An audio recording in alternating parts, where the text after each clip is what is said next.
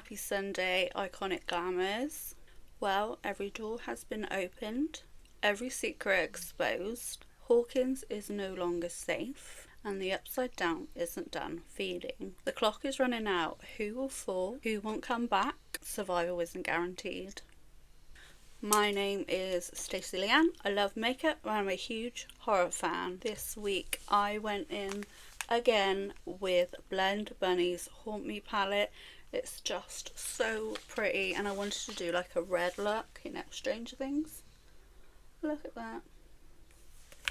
Everything I use will be linked down below in the description. Don't forget to like and subscribe. Maybe give it a share, help it go out. Grab your flamethrower and let's get into it.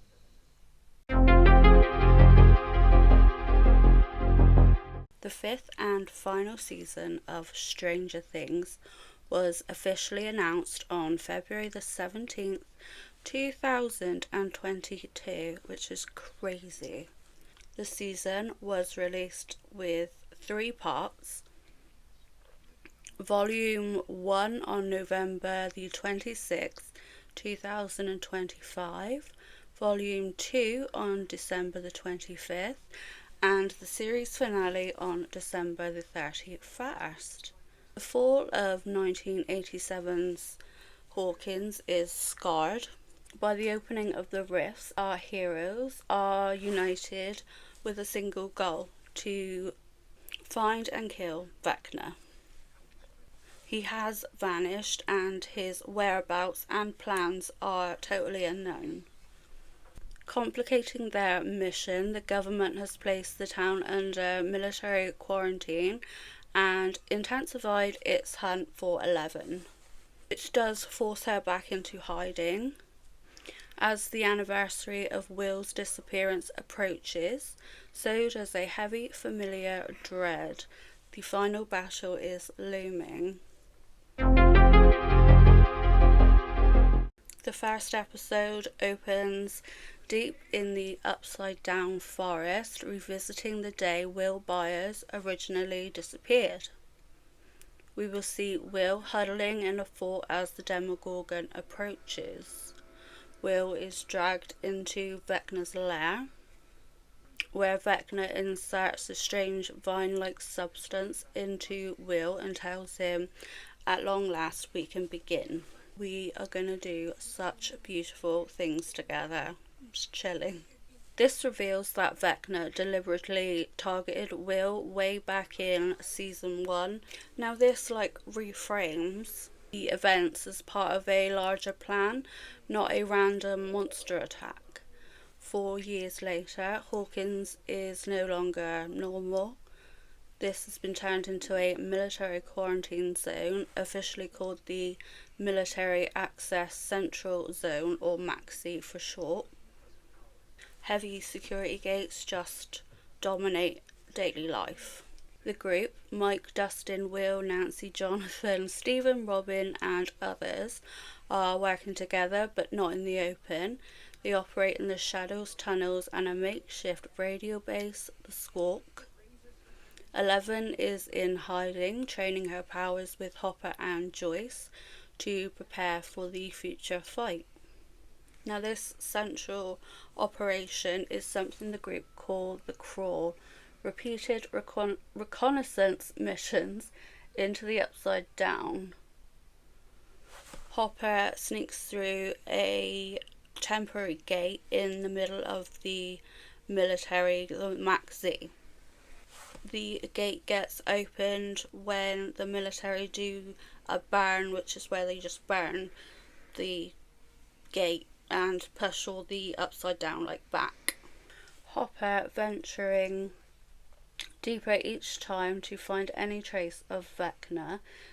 They've already completed over 30 successful crawls, but no sign of him has been found. This is the team's new normal, dangerous, almost ritualized expeditions into the upside down with no guaranteed payoff. During one of the crawls, Will collapses and experiences an intense psychic vision.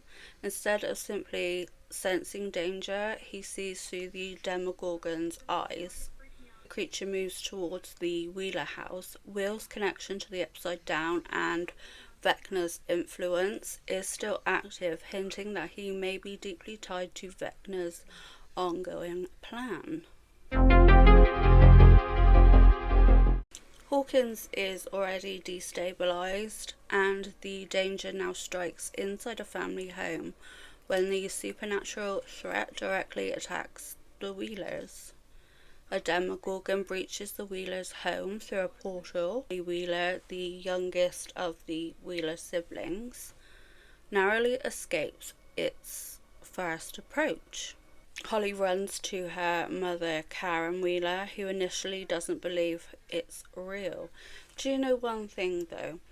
If my kids come up to me and told me the most bizarre, craziest story, I would believe them.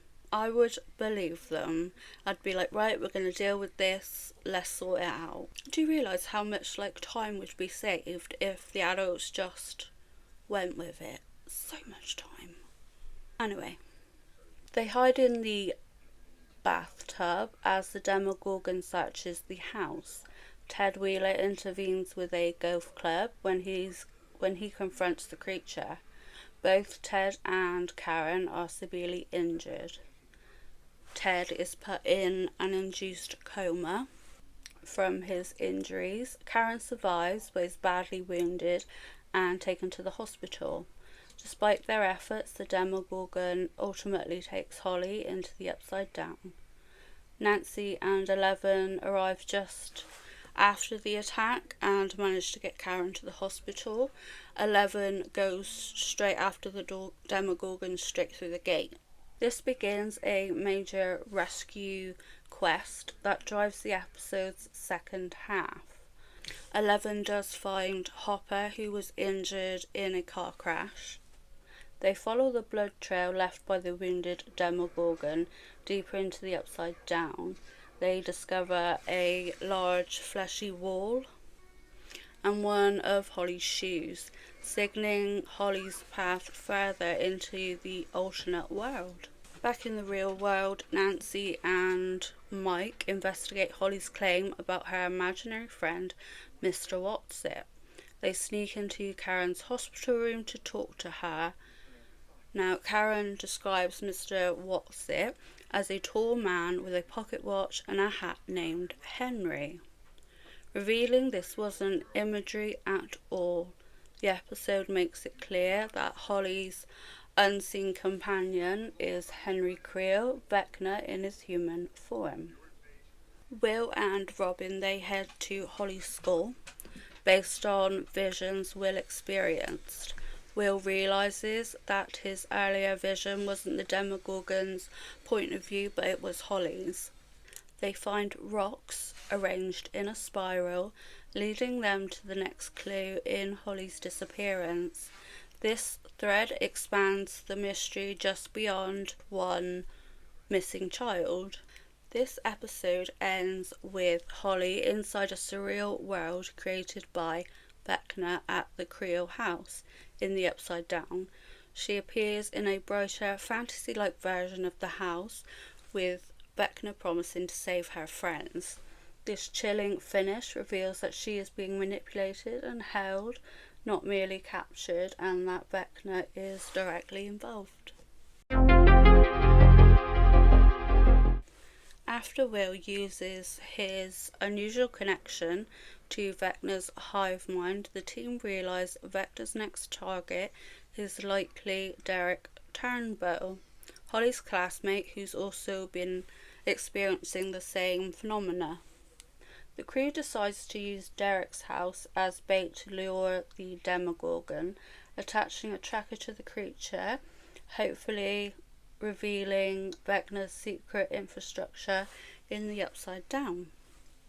The strategy involves drugging Derek's family so the house can be safely used as a trap. Erica Sinclair plays a crucial and tense role in getting the drugs into the home. You wouldn't want her as an enemy, I'll tell you that. As the Demogorgon emerges through a portal in Derek's bedroom, using a specialised tracker, Nancy and the others hit it, forcing the monster to retreat. The team pursues the creature in their car, but the signal cuts out, eventually revealing that the Demogorgon turns back towards them, confirming that Vecna does know where Joyce and the others had taken Derek and his family. But if they didn't take Will, he wouldn't have known, because it obviously, it's connected to the hive mind, so Vecna can see what Will sees, but Will can also see what Vecna sees. So their mistake was bringing Will. Vecna is no longer just a passive force, he's actively counteracting their plans and not just hiding. In the Upside Down, Hopper and 11 continue their dangerous search. Their efforts are interrupted by soldiers using a sonic frequency that temporarily nullifies 11's powers. During the confrontation, Hopper fights back to protect 11, and eventually the sonic device is destroyed, so 11's abilities just return. They capture a soldier, Lieutenant Akers, and interrogate him physically, learning key information about the military base and hidden experiments. They reveal that elements of the US military are attempting to contain and control the Upside Down, not just defend Hawkins, and that they may be experimenting on captured supernatural subjects. 11's interrogation reveals that there's a secret, heavily fortified room in the military's Upside Down. Meanwhile, Holly Wheeler's life inside the Upside Down continues to unfold. A mysterious map and message from Henry sends her deeper into the woods, where she encounters Max, who has been hiding in the cave from Henry because he won't actually walk into the cave. She may be in a coma in the real world, but the whole time she's been stuck in Henry's mind. Holly continues to be the focal point of Vecna's plan. She isn't just a victim, but the character being groomed or used in a deeper psychological way. I hear my dog snoring in the background. This episode centres on an all-out battle at the Maxi, as the military forces and Hawkins survivors clash with the massive Demogorgon assault. Demogorgons burst through the ground and tunnels in overwhelming numbers. Then Vecna does emerge from a rip in the Upside Down mid-battle. Now more physically imposing and armoured, he strides through the gunfire, effortlessly overpowering the soldiers. This is Vecna's first major direct incursion into the real world, shifting him from hidden mastermind to an active battlefield threat. Vecna just throws Joyce aside when she tries to defend Will. He focuses on confronting Will, taunting him about why he originally chose Will and his weakness. This is a psychological attack rather than just physical. Vecna's calling out Will's past trauma and identity as key to his own power. After being thrown down by Vecna, Will recalls a homemade video. A deeply emotional anchor, Will unleashes a sudden psychic power that dominates 3 Demogorgons, gripping and breaking their bones. A power reminiscent of but distinctive from 11's telekinesis. This is arguably the biggest twist in Volume 1. Will may hold his own supernatural ability tied to the Upside Down. Lucas and his group, including Murray, I love Murray, and Robin, face Demogorgons in the tunnels and open ground. With high tension and casualties, the attack disrupts attempts to evacuate the children and radio the outside world. The tension shows that the team is fractured and tactical unity is breaking down under a direct monster assault. Hopper breaks in to a guarded section of the upside down military base and discovers Callie, number 8. A character introduced back in season 2 who was previously only hinted at. Callie's return dramatically expands the known universe of psychokinetic children and suggests multiple survivors from Hawkins' lab may play a role in the finale. Now this episode directly continues from Volume 1's Sorcery, building on the aftermath of the Maxi battle and the evolving threat of Vecna and the Upside Down. Will, having recently used his emerging powers to kill several Demogorgons, is comforted by Joyce and Mike, who jokingly call him a sorcerer. Will reveals that Vecna has captured all 12 children in the Upside Down. The captured children, including Holly, awaken in a strange world inside Vecna's constructed illusion. Mr. What's-It, Henry, Vecna in disguise, tells them they are safe and will become heroes by helping draw another world closer, a manipulative narrative meant to keep them compliant. Lucas and the Hawkins team perform a risky move by reanimating a dead Demogorgon with electricity. They do this so Will can ride it into the hive mind. Will enters the mental network and finds Vecna, ultimately using his connection to briefly injure and disrupt Vecna, freeing Max and allowing her and Holly to escape. Although the rescue works, Vecna pushes Will out of his mind, forcefully leaving him unconscious on the ground when the connection breaks. Justin, Steve, Nancy and Jonathan reach the upside down version of Hawkins' lab, searching for a way to bring down Vecna's defences. Justin discovers a journal and theorises that what looks like a giant floating energy sphere isn't a generator but something more dangerous, and destroying it could have catastrophic consequences. Jonathan and Nancy make it to the roof, seeing the floating spheres of energy above the lab. Nancy shoots at it with a shotgun, unaware of Justin's warning. He's trying to reach them by walkie-talkie, but the connection fails. The screen cuts to black, leaving this tense moment and uncertainty over the consequences. This episode shifts the battle into active offensive strategy, deepens the darkness of Vecna's manipulation, shows Will's psychic potential, and ends on one of the most suspenseful cliffhangers of the season. The episode opens immediately after Nancy's shot at the glowing sphere ball. The sphere isn't a generator, but the exotic matter holding the Upside Down's walls together. Once hit, it destabilizes the structure, rupturing the dimension and unleashing a chaotic shockwave throughout the Upside Down. The Upside Down is revealed as a wormhole-like bridge between dimensions, not just a mirror world.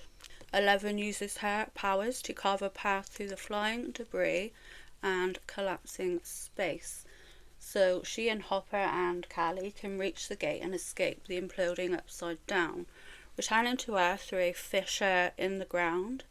This ends their immediate danger, but reveals how unstable the dimensional bridge has become. Dustin uncovers Brenner's old journal, which explains that the wall wasn't built by Vecna.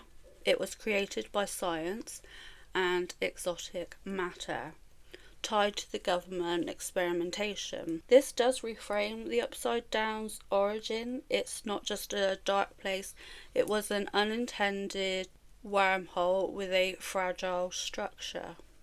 Trapped under melting walls and dissolving floors, Nancy and Jonathan accept that they may die. Feeling the pressure, they have a heartfelt breakup where Jonathan unproposes, admitting marriage isn't the answer for them. They end the episode no longer a couple but alive, indicating survival doesn't always mean staying together. In the mindscape world created by Vecna, Max and Holly search for an escape. They discover a tunnel memory sequence tied to Henry's traumatic past, involving a memory of him being shot and killed in self-defense. This provides an emotional depth to Henry's origins and how his trauma shaped the prison world. But it also gives them a path towards escape. Meanwhile, back with the group, 11 reaches and frees Will from Vecna's control within the collective mind. However, Vecna uses Will as a spy once again, showing the complicity between Will's psychic tie and Vecna's plan. Will reawakens and he tells the group that Vecna intends to kill Max in the real world, heightening the urgency. A major reveal shapes the show's mythos. The Upside Down isn't a parallel copy of Hawkins, it's a bridge or wormhole to someplace else, potentially Dimension X, which we saw when 11 sent Henry there the first time. This expands the cosmology of the show and sets up season 5's endgame. Max and Holly reach a hidden tunnel towards freedom. Holly discovers a portal that could take her back, but she must find her own connection, not Max's. As the episode ends, Max and Holly are running towards their respective escape paths, not yet fully free, but both close. The penultimate episode sets up the climactic finale by revealing the true nature of the Upside Down, reuniting the heroes and pushing Vecna's plan into motion. Dustin explains that the Upside Down isn't actually a separate dimension. It's a wormhole-like bridge between Earth and another world called the Abyss. The exotic matter and the organic structure the group has seen isn't magic, it's the physical glue holding the bridge open.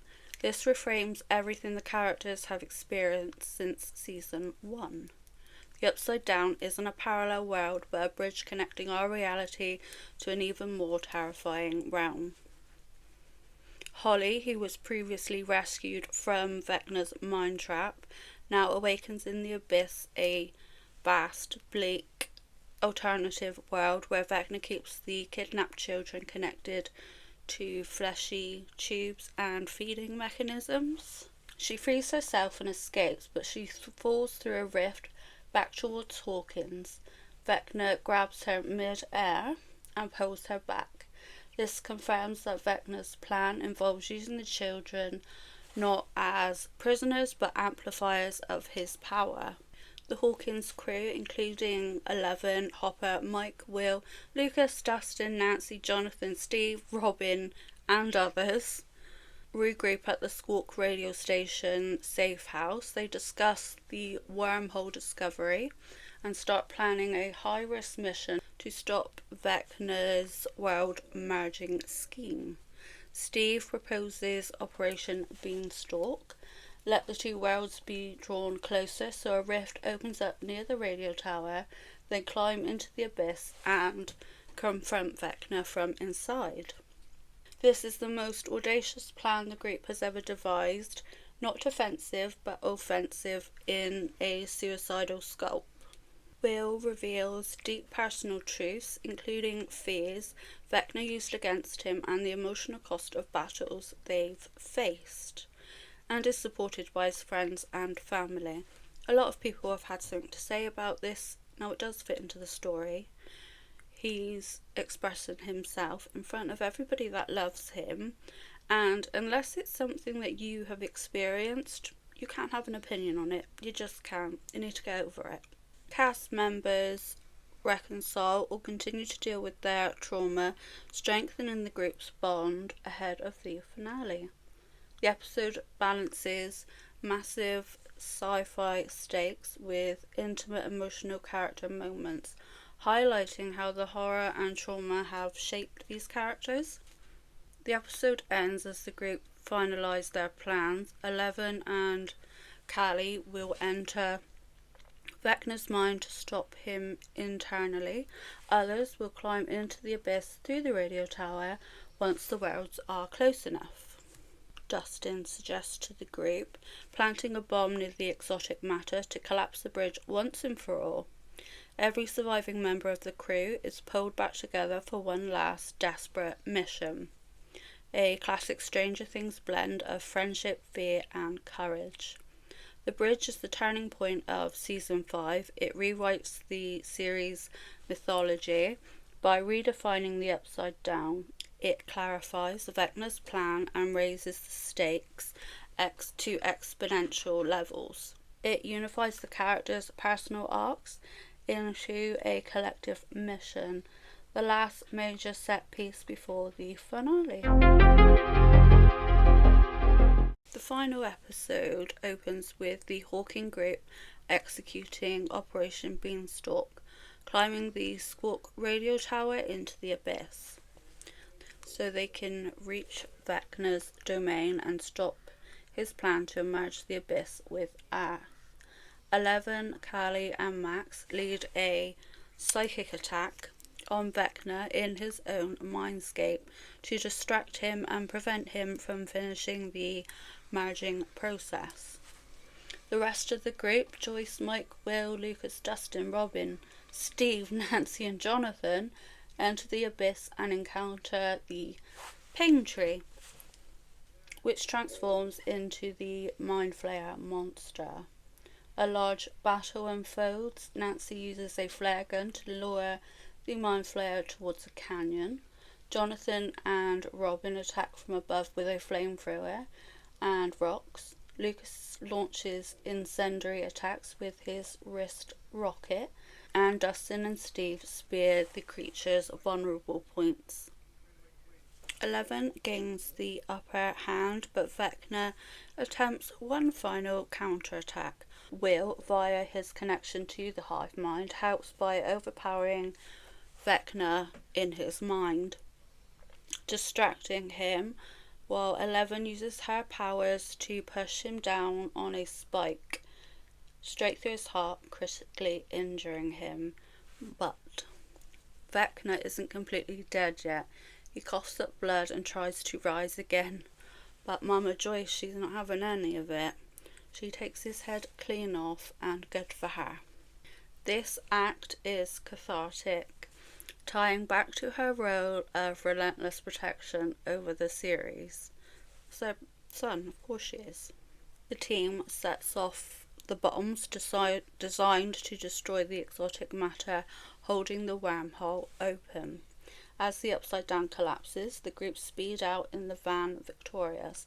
They head through the gate as the Upside Down collapses. Upon arriving back home, they are greeted by the military, led by Dr. K. The group is arrested as Mike is handcuffed. He looks for 11, who is stood in the gate even though it appears to mean her end. 11 and Mike have a brief emotional psychic farewell before the collapse. 11 disappears as the wormhole collapses. With the battle won and the Upside Down sealed, life moves forwards for the survivors. It's graduation.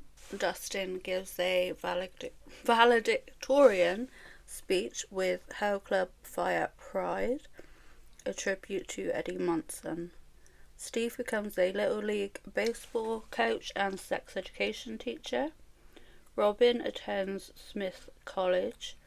Nancy takes a job at the Boston Herald. Jonathan goes to film school at NYU. The group agree to meet up every year at Robin's weird uncle's house. which works out halfway for all of them. Joyce and Hopper grow closer and Hopper proposes to her, a hopeful new beginning after years of trauma. Mike and the group play Dungeons and Dragons in his basement, mirroring the series' beginning. Mike goes round to each member of the group. The knight and the zoomer retire from battle and settle down in a small village. With each passing day, their love grows stronger. The bard, craving knowledge, makes his way to the Mages Guild of Enclave, where he spends his days in their vast library. As for Will the Wise, he travels far and long to the bustling city of Valaki. It isn't long before he finds his place there, and with that deep happiness and acceptance. And as for the storyteller, he keeps telling stories that remind him of his friends and hope their tales of grand adventures will spread far and wide so all can know of the great bravery. The only story he can't tell is the mage. The mage and her sister devised a plan in order to trick the Black Hand. She had to make everyone, including her friends, believe she was dead, so the sister cast a spell from far away, the spell of invisibility, so the mage could escape. Where she went, nobody would ever know, but Mike likes to imagine she is in a land far, far away.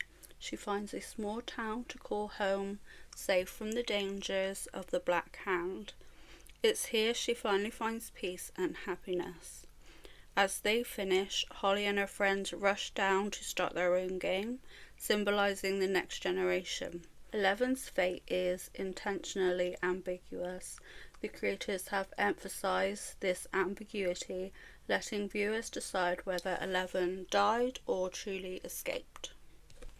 The right side up serves as both a conclusion and celebration of Stranger Things, tying up a decade of storytelling with action, adventure, emotion and homage to its roots, while also providing closure and ambiguity that keeps the world alive in fans' imagination.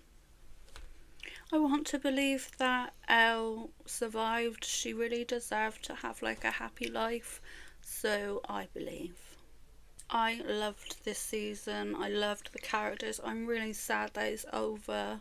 So whether you think the ending was happy or really sad, I'd highly recommend you invest in the whole saga. I do think the ending was perfect. That is it from me. Thank you for watching. Stay spooky, stay glam, and I will see you in the right side up. Bye.